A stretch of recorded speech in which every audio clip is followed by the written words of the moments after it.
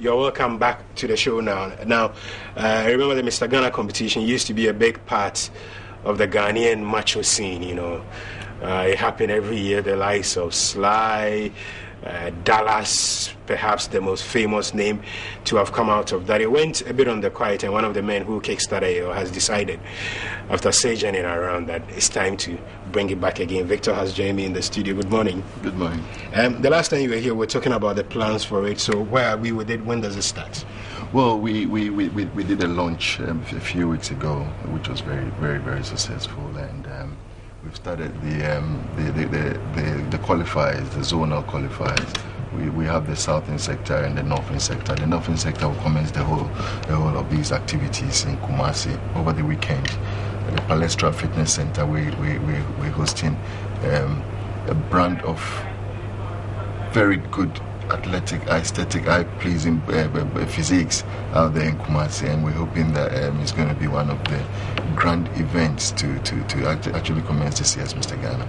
So the competition is to commence it, but also to select the participant from the northern sector, I would imagine. Yeah, that's correct. Yes, we want the best out of the Ashanti region and its counterparts. That's the whole of the northern sector.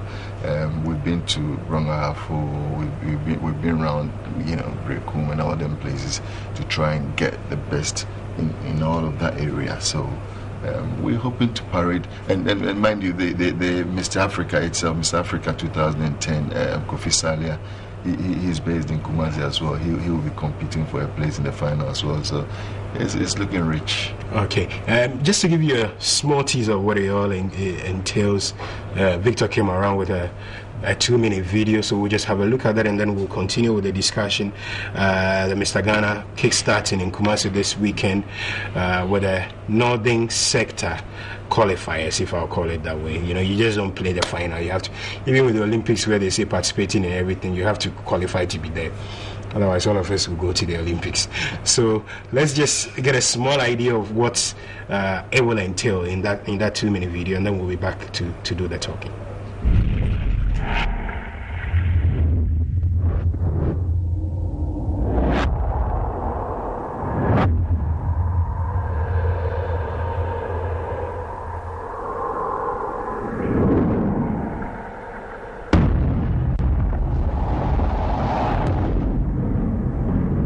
Bodybuilding is very, very important.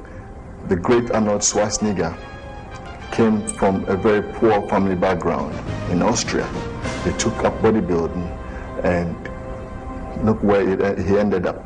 He was the governor of California. He was one of the highest paid movie stars in Hollywood. So who says bodybuilders are dumb? No, you're wrong. We're going to invite a whole host of UK fitness enthusiasts and nutritionists down, so you don't want to miss this. It's an opportunity for you to come and learn.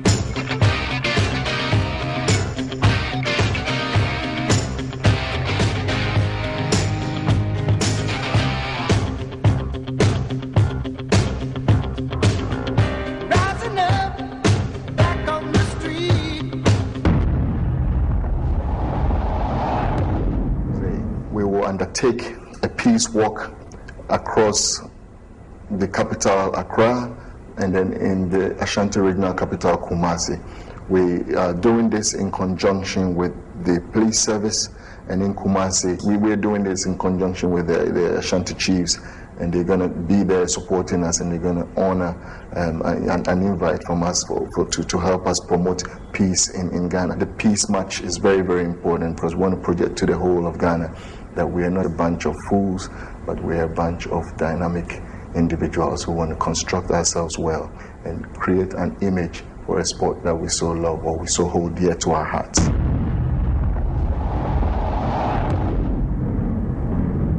For this year's event, we're going to have 2 zonal qualifiers. We'll have the northern and the southern sector qualifiers. Prior to that, we'll have auditions across the regions. We'll bring the best into qualifying in the sectoral events. We'll have one in Kumasi, which is usually the northern sector qualifier, and then we'll have the Greater Accra event, which will be the southern sector qualifiers. We want to parade a minimum of 100 bodybuilders on stage this year. The Mr. Ghana 2012 is going to be extraordinary in the sense, and I'm very excited about it. Why? Because we have a group of bodybuilders who are more enlightened, who are more knowledgeable about the sport of bodybuilding. They're going to be properly prepared. We're going to have the Miss Figure, Miss Bikini contest, which is going to be the first of its kind in this country. Is going to be magnificent. The National Theatre will be packed. We have about 50 girls getting ready for this event, and trust me, it's going to be something else. For this year's event, it's going to be spectacular. Why? Because we have Kofi Salia, who is 3-time Man Ghana and the current Mr. Africa, competing alongside the old greats like Richard Ashen, Samuel Addo, Edward Darkon, Boniface Abochi, Sylvester Torsey.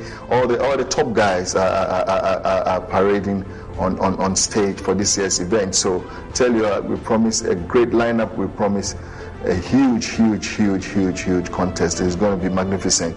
It's going to be really exciting. And I'm very excited about it. Why? Because it looks very promising. All the guys are gearing up. They're all preparing fervently for this year's event. And I can promise you, I can assure you, it's going to be one of the best events ever in this country. You know, the video kind of practically did all the work. So there's not much to say except to ask you, all is set for Saturday, isn't it? All is set, all is good to go. We're looking forward to Saturday, and then hopefully we'll get back into Accra, and then we'll do the southern sector as well on the 8th of September. So it's looking really good. One of the themes that kept running through your presentation was you kept saying it was almost as if you kind of feel like you are on a redemption mission. That's for right. the image of bodybuilding. Why that? That's right. I think bodybuilding is very pivotal to sporting excellence, and I think for a country like Ghana, who I would say we're not doing well in sports right now, need a sport like bodybuilding to rejuvenate sports in Ghana. We've got to take bodybuilding very serious, because if you look around now, everywhere you look around the world, the economy, the nature of the world economy now is crashing, and it's so bad and it's terrible. And the only side to the world which is doing well, which is doing great now, is the sporting and the creative arts and entertainment business. So sports becomes very valuable. It becomes very important to our community. If you look around, there are lots and lots of individual talents, individual God-gifted genetics around that can be tapped into, but we're not promoting sports in Ghana, and it's a big letdown. If you think about how much these footballers are earning, Cristiano Ronaldo, Wayne Rooney, you name them, they earn millions of pounds. So you hope but when this finishes, you would have done something for the image of bodybuilding. Definitely, certainly, Michael. We really want to bring bodybuilding back. We want these guys to see bodybuilding as a career, and so some of them can take it on and either become professionals in the sport of bodybuilding, or even semi-professionals. Where in Kumasi is it this weekend? It's going to be at the Palestra Fitness Center. Palestra Fitness Center is it's an exclusive gym. It's a top-notch gym. I think it's the best in Kumasi at this present moment in time. They've got guy who owns it, I don't think. Yeah, you know someone who trains there. Yeah. Right. It's state of the art. It's beautiful. It's well done. It's well suited for an event like bodybuilding. The gym is downstairs. We've got the aerobic studios in the middle, and the top half It's a nice, beautiful bar up there. It's very spacious, and we've got that area for this event. So it's going to be very pleasing to the eye. All right, enjoy it as much as you can. Thank you very much, Mike. And your participation in the show so far has been unbelievably awesome. I asked you what you make of Michael Essien's opportunities at Chelsea. Remember, he was on the bench for that Community Shield game against Manchester City. He was on the bench this weekend as they won 2-0 away at Wigan Athletic in their first game of the season. And the verdict, the unanimous one, I get a feeling from reading your tweets, is that a lot of you reckon it's time Essien looked for new challenges elsewhere. And as Spark says, it seems Di Matteo is not in his favour. Two options: he either moves to France or he joins the Black Stars to relaunch his career. What you forget to say is that to join the Black Stars, the Black Stars is not like a career launching path. It's a bit like the excellent point, but I do get your point. We have a habit of kind of giving a leeway when players need them. Bismarck thinks the season has just begun, so you reckon we should wait and see.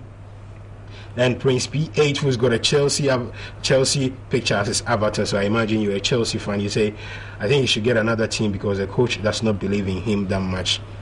And then P Mill says that I don't think he has a chance. He's not even in his backup plans. He should move to a different club. That dominating a lot of the conversations out